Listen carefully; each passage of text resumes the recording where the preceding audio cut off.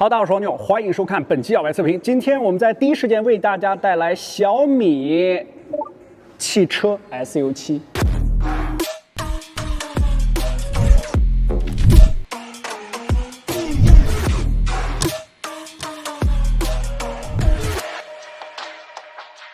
我随机挑选了一个，没想到今天选的和我这个衣服的颜色非常搭啊，站在一起。这次呢，应该是同时有4个棚在这里拍这台车，然后隔壁呢还有一个蓝色的版本。我看了一下，我个人觉得没有这台绿色来的低调沉稳一些啊。相信大家这辆车在网上图片已经看了非常多了，还有路上跑的一些啊，拍了很多视频了。但是真车摆在面前的时候，我想了半天用一个词来形容它啊，就是它特别像一个浑身腱子肉的一个小伙。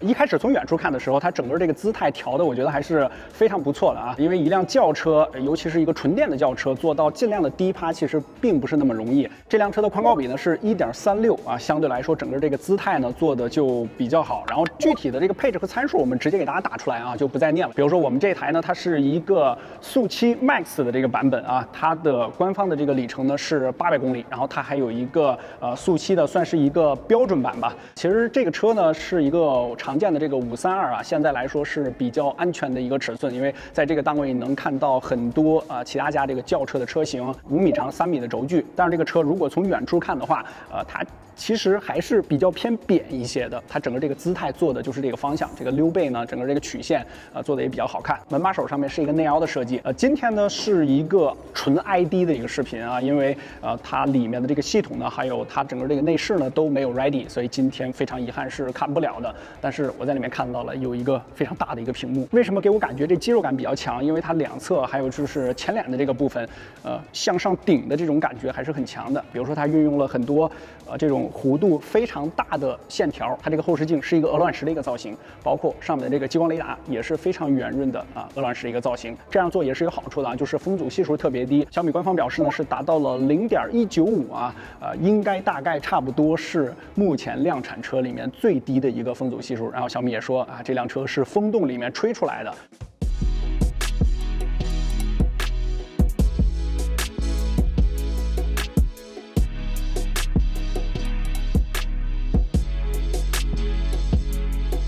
正前方的话，之前看图片的时候，很多小伙伴说这个小米的 logo 放在一个汽车上会不会感觉很怪？我看图片的时候确实挺怪的，但是现场看了一下，可能我在现场待的时间长了，这是慢慢自适应了，觉得还行啊。大灯这个造型呢是一个扁扁的 C 字形，然后向中间射了一个箭，但是我觉得正面看不是这个车最好看的一个角度，也是斜侧45度。如果你姿态再放低那么一点点啊，这种轿跑的感觉还是很强的。我们这是一个大满配的版本啊，配合上这个黄色的卡钳。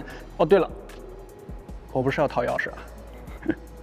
这次他还同期一起发布了一个小米14 Pro 的特别版本吧，啊，就是和这台车配色是完全一样的啊，也是一个墨绿色啊，然后做的比较素雅。当然光线的映衬下呢，它可能有点亮晶晶，因为它没有做 AG 磨砂的处理。刚才围着这车走了几圈啊，整个的这个姿态方面，我个人觉得最好看的一个角度啊，就是斜后方45度。如果你在蹲下来看的话啊，这个车那个轿跑啊，那个感觉还是非常漂亮的。然后后背呢还有一个大大的这个尾翼，然后这个尾翼呢是有4档可调啊，有不同的角度，最高呢可以到25度，它可以提供130千克的下压力。整个这个后背，当时我看图片的时候，给我的感觉稍微有一点点复杂，但是真车由于它的精致感做的是非常强的，所以反倒还好一些。贯穿式的一个大灯，然后小米放在车上。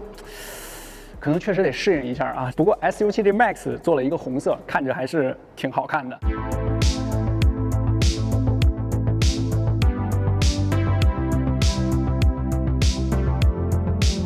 从谍照刚出来的时候，很多人都调侃神似保时捷，我个人也觉得这确实有点像吃顶了的 Taycan。华为系刚出的时候也被人调侃过啊，但这对第一次搞汽车的小米来说，确实不失为一种稳妥的方案。也调侃一句，年轻人的第一辆 Taycan 这不一定就是贬义的。个人强烈建议这个绿色版本啊，看着还是挺高级的。蓝色这台明显就更加活泼一些，跑在路上很亮眼啊。其实我自己觉得这应该是最能体现小米速7定位的，就是运动感、年轻、活力。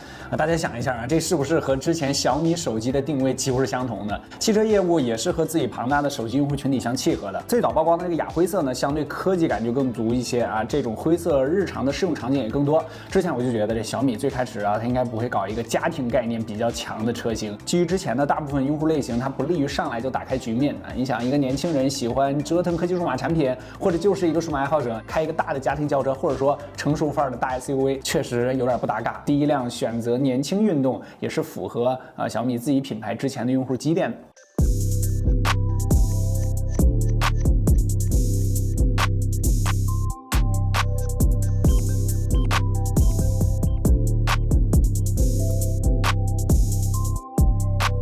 其实小米在开始宣布造汽车的时候啊，网上就有很多争论，说它第一台车到底是造一个 SUV 还是造一个汽车。这两年其实大家都知道，这个 SUV 车型呢是更受欢迎一些的啊，这个很多车厂都造了很多这个各式各样的 SUV， 但是小米还是毅然决然的选择了一款轿车。如果单论 ID 的话啊，满分10分，大给几分呢？可以评论弹幕一下。其实这辆车从没有发布的时候啊，这个图片都没出来的时候，我个人最在意的点是它的车机，因为在我们新能源汽车供应链如此成熟的一个大背景之下，现有的工业体系以及水准造出一台车应该并不难。这就像之前蔚来汽车上来就造了一个旗舰手机一样，当个常规手机用是完全没有问题的。之前我们还专门测评过啊，车机体验和智能生态，我觉得才最能体现小米这个手机厂商的最强研发实力。它就像是华为系的鸿蒙车机一样，这应该也是吉利收购魅族的重要原因之一。之前小米 HyperOS 的大更新我们也聊过，小米对于多设备的跨端互联做了整个底层的升级。之前有人调侃说，手机 OS 卷了这么多年，如果做车机会卷死传统车厂。华为前面算是开了个好头啊，带大家卷起来了。但是华为到现在啊还不算真正意义上的自己造车，小米这台速7那可是实打实的了。到底是真的可以生态融合，还是3个字燃并卵？我觉得这辆车就可以验证一下了。后面动态的时候我们再详细跟大家分享。